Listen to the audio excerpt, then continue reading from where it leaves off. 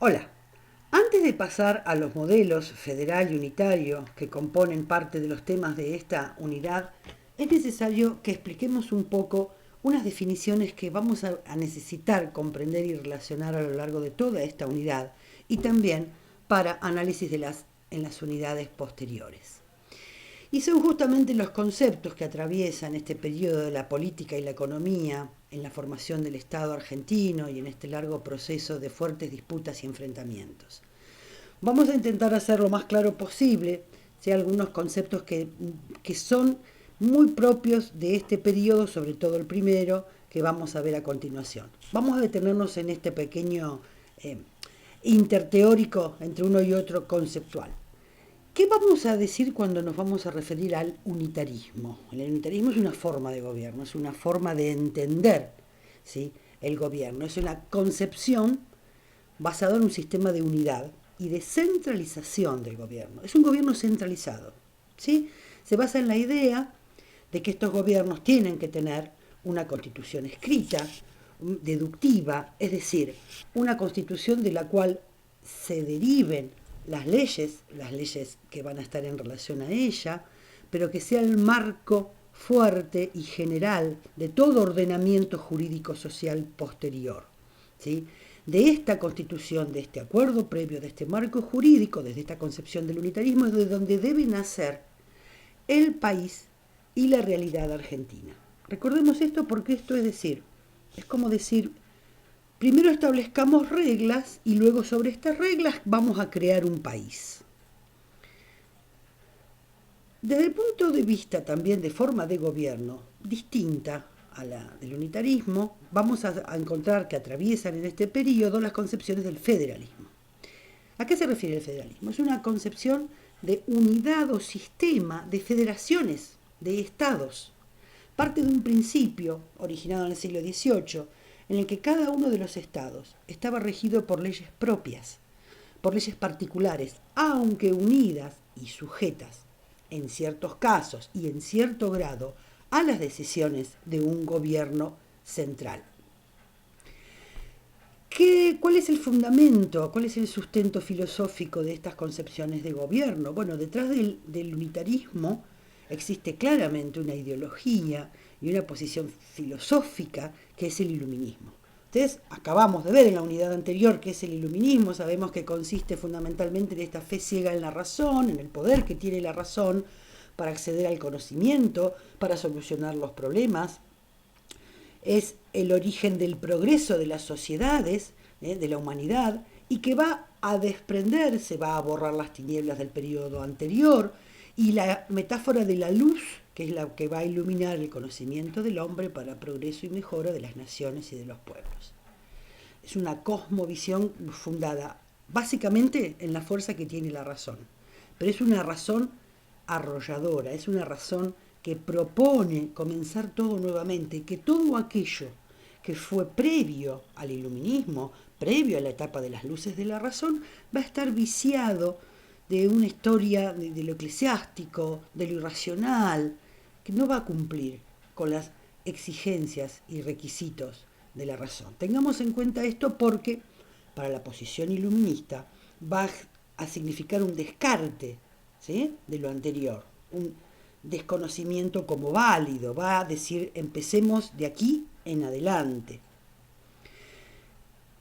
En oposición al iluminismo que quiso modificar y arrasar con todo lo anterior de los pueblos y de las concepciones de las naciones, las tradiciones, las costumbres, ¿sí?, surge en respuesta una concepción de la historia, ¿sí?, que le contesta, que se llama el historicismo, le contesta al iluminismo, se opone, porque el historicismo va a reivindicar el mundo cultural que desechó este purismo de la ilustración.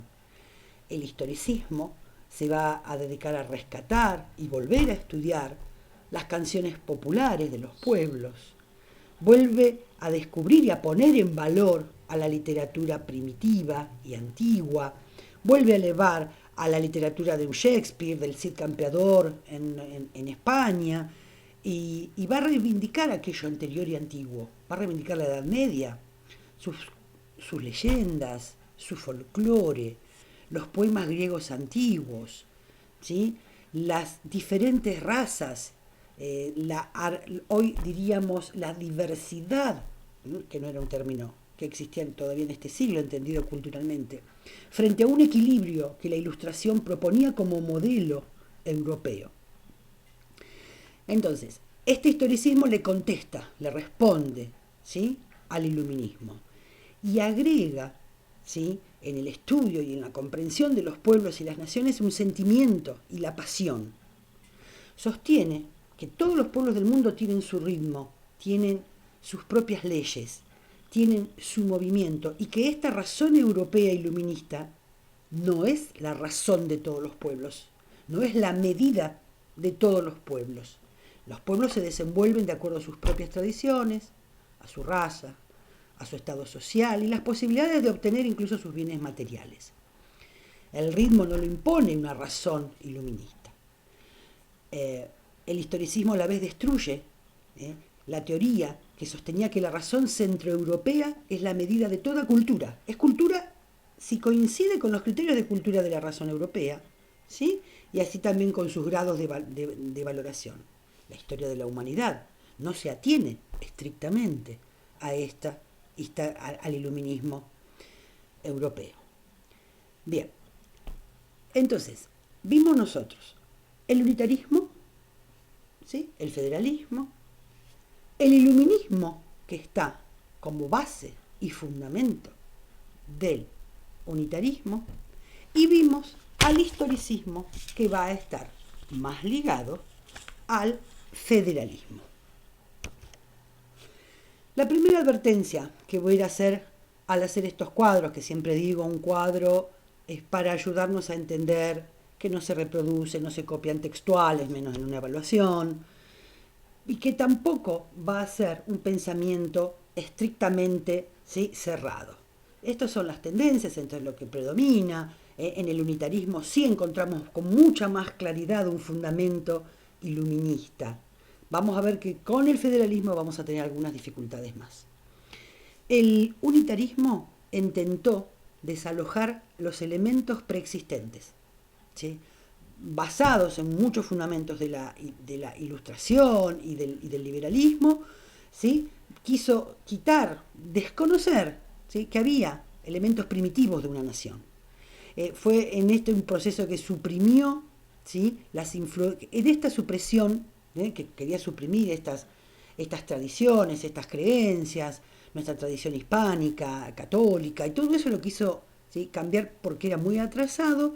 En ese sesgo de querer eliminarlo, de desconocerlo, se encuentra un claro fondo iluminista.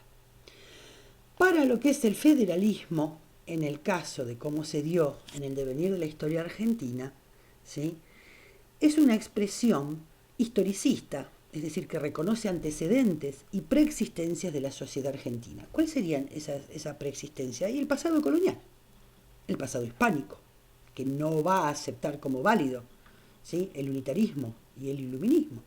El federalismo lo rescata y lo pone como precedente válido. Y quiso aprovechar estos elementos primitivos de la nación para producir un desenvolvimiento argentino.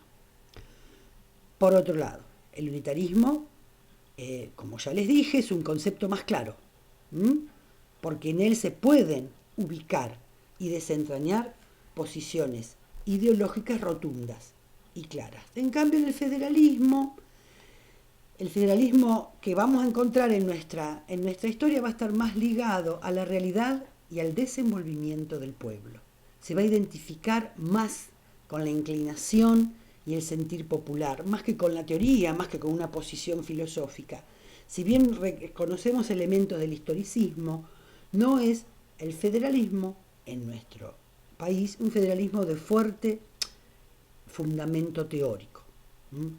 Y entre unitarios y federales se ve una lucha, un enfrentamiento de posiciones que no va a empezar en los años 30, como vamos a ver en esta unidad, con Rosas, donde se desencadena en forma sangrienta, ¿sí?, este enfrentamiento.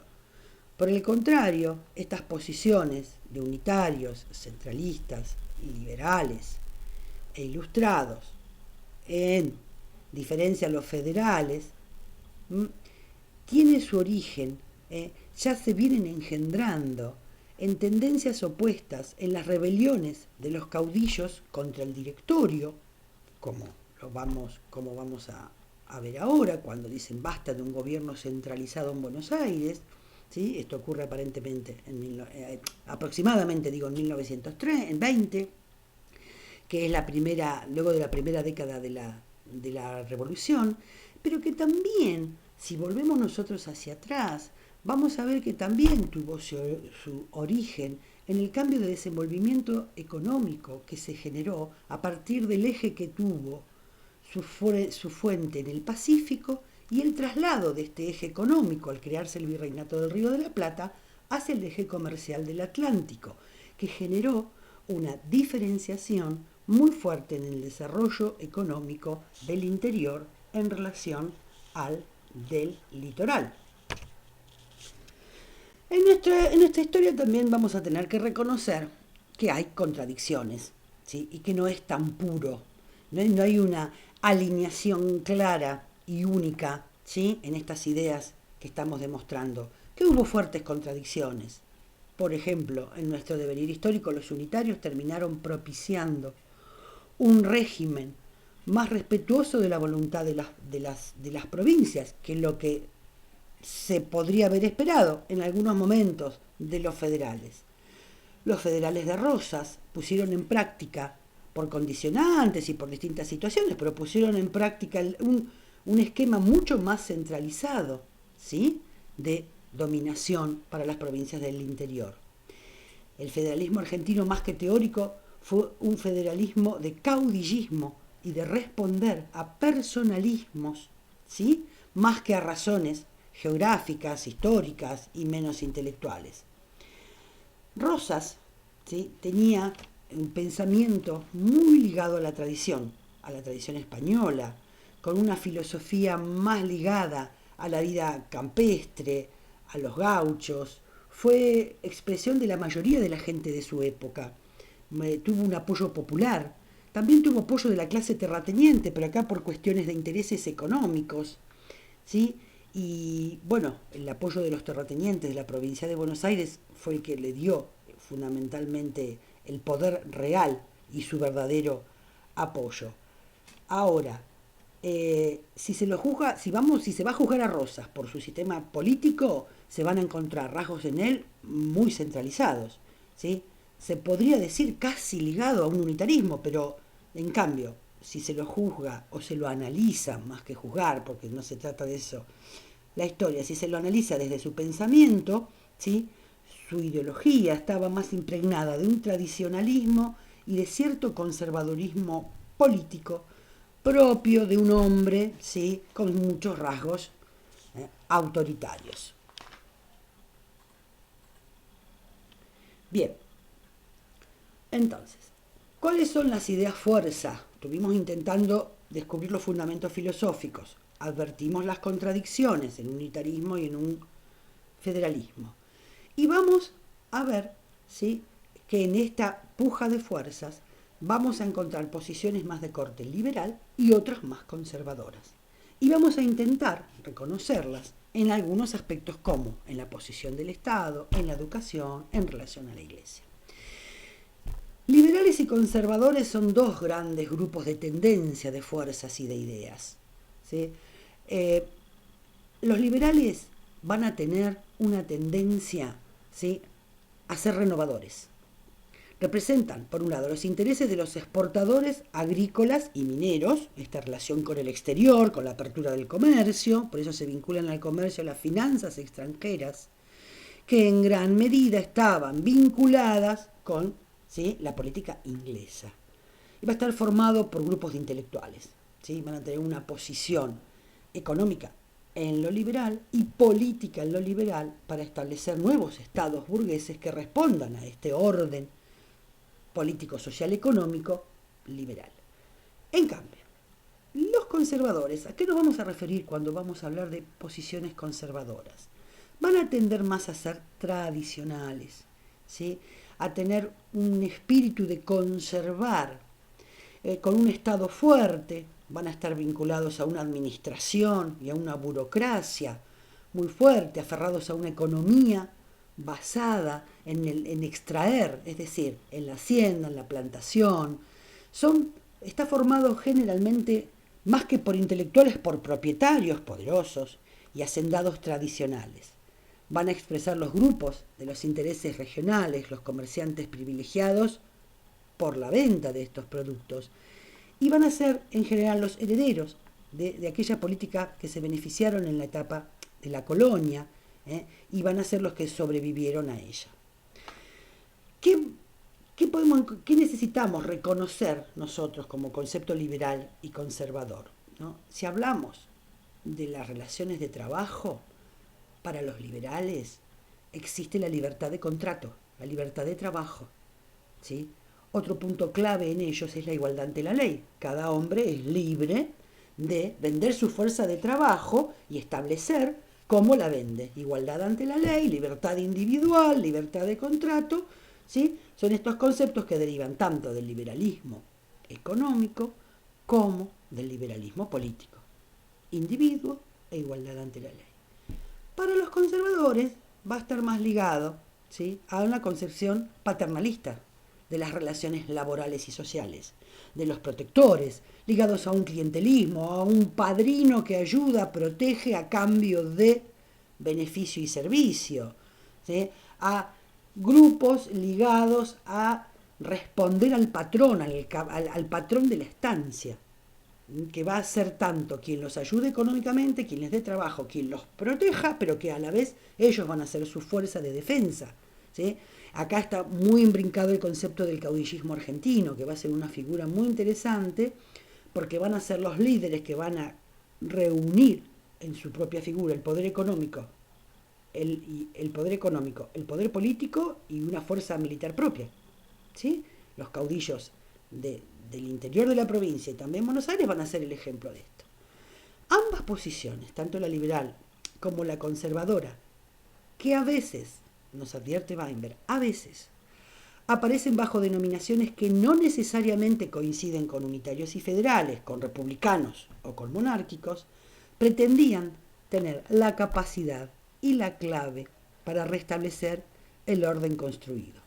Y de eso se trata en el fondo, de establecer un orden, ¿sí? Para los liberales un nuevo orden económico, político y social, de una burguesía comercial, en una economía abierta.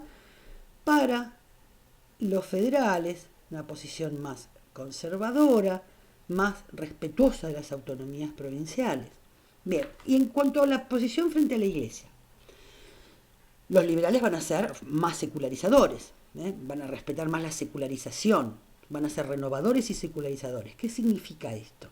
Que van a pretender, como la palabra secularización significa, dividir, separar una instancia, una dimensión pública de una privada. Hay que crear un espacio público en el cual se dirima la política, la economía y las normas de una sociedad. Y a diferencia queda en el espacio privado diferenciado la religión, las creencias, la economía, el espacio público, la ley, respetar la ley. Esto que hace una sociedad muy moderna, pretende sentar base para una república, ¿sí?, es el gran enfrentamiento que tiene de base el pensamiento liberal con la Iglesia, que va a seguir pretendiendo ser siempre el nudo y eje ordenador de la vida social. Para los liberales eso es un aspecto privado, ¿sí? La vida pública es otra. Y en el aspecto público vamos a ver que va a estar no solo las leyes, sino la educación, y ahí la Iglesia va a poner como siempre el grito en el cielo, porque va a pretender que sea de ella. ¿Qué pasa con los conservadores en relación a la Iglesia? La van a considerar un importante factor para mantener o restablecer el orden. La religión es disciplinadora, la religión hace hombres más sumisos, ¿sí? La religión permite mantener más que transformar y renovar, porque está basada justamente en eso, en principios que no se discuten. ¿Qué pasa con la educación?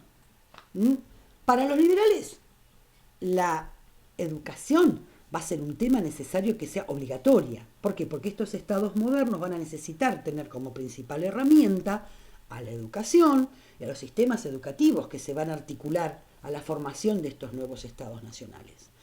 Nosotros estudiamos algo de eso cuando vimos Europa, cómo, ¿sí?, los sistemas educativos modernos fueron una de las herramientas en la base de la formación de los nuevos estados modernos. Como ya desde los espacios de la Revolución Francesa, en 1792, la Asamblea Nacional, se hablaba de los sistemas de instrucción públicas nacionales, obligaciones de los hombres y derechos del ciudadano, ¿sí?, organizar la mano de obra. Estos conceptos son muy liberales. En la experiencia argentina, en esta unidad que vamos a ver, recién a partir de 1820, el grupo rivadaviano va a ser el que proponga una propuesta orgánica que abarcaba democratización y modernización institucional, con un proyecto ilustrado, unitario y claramente utilitarista. Vamos a ver los límites, alcances y fracasos también, en algunos sentidos, de ese proyecto como próximo tema. Pero sigamos, ¿qué pasa con la posición conservadora en la educación? Y va a defender la libertad de enseñanza. ¿Qué es la libertad de enseñanza? La libertad de enseñanza es un principio que le corresponde como lucha, lo va a llevar adelante a la Iglesia, que quiere tener también la libertad de enseñar, que se quiere ahora adjudicar el Estado. La Iglesia quiere seguir enseñando y desde el punto de vista conservador, delegar, ofrecer o mantener la educación en espacios que no necesariamente sean del Estado, que pueden ser de las organizaciones civiles, el ejército, ¿sí?, la iglesia, otros espacios, no es problema, no debe estar todo centralizado en el Estado. Hay un amplio conjunto de instituciones que pueden educar en una sociedad. Entonces la prioridad, primacía, principalidad del Estado no va a ser el punto fuerte ni la mayor preocupación de este pensamiento conservador, ¿sí? Y en realidad se expresó en el devenir también de nuestra historia en una falta de interés por elevar el nivel cultural del campesinado. Vamos a ver y vamos a poder comparar en distintos momentos cómo hay un avance en términos de proyectos educativos y un retroceso o retraimiento. Pero ambos, tanto los liberales como los conservadores, van a coincidir, ¿sí?, con sus diferencias, pero en la importancia de la educación en su doble valor, como mejoramiento material del país y como modelador de ciudadanos leales. Leales a signos políticos distintos, ¿no? Cada uno proponía los suyos, pero la educación iba a ser un espacio fundamental para ello.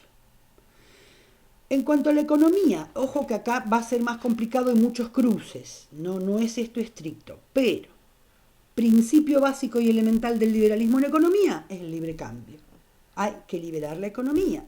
Y acá hay algunos puntos que son antiguos, pero es la base del liberalismo, que tiene que ver con que el individuo en el libre juego de oferta y demanda de sus productos es donde genera el beneficio de todos, ¿sí? Libertad de comercio, libertad de trabajo, libertad de contrato, libertad de precio, libertad de mercado. Vamos a ver también los límites o consecuencias nefastas en algunos momentos de esta posición en su extremo. Pero este es el ABC, estamos hablando de conceptos que nos tienen que ubicar, básicamente. El proyecto liberal tiene estos principios en la economía y en la política. Para los conservadores hay más elementos relacionados con el proteccionismo, con la defensa de la producción interna ante la entrada de productos externos que compitan con los del interior. Por ejemplo, en el periodo de Rosa fue un claro signo conservador, porque intentó con sus aranceles de la aduana proteger de alguna manera a la producción del interior de las provincias. Bien, ¿cómo llegamos entonces a esto? Con ideas y conceptos que necesitamos nosotros reconocer para desarrollos que vamos a comenzar ahora, ¿sí?, en nuestro próximo teórico. Tengan en cuenta, por favor, esta diferencia de interés y de oposición entre el iluminismo y el historicismo. La vamos a necesitar para comprender algunas ideas contradictorias de un grupo fundamental que vemos al final de esta unidad, que va a ser la generación del 37. Por eso van a poder recurrir nuevamente a estas definiciones y que también van a estar en los textos, como siempre y por supuesto, para intentar entender con mayor claridad o con menor dificultad las ideas fuerzas de esta unidad. Nos vemos en la próxima clase.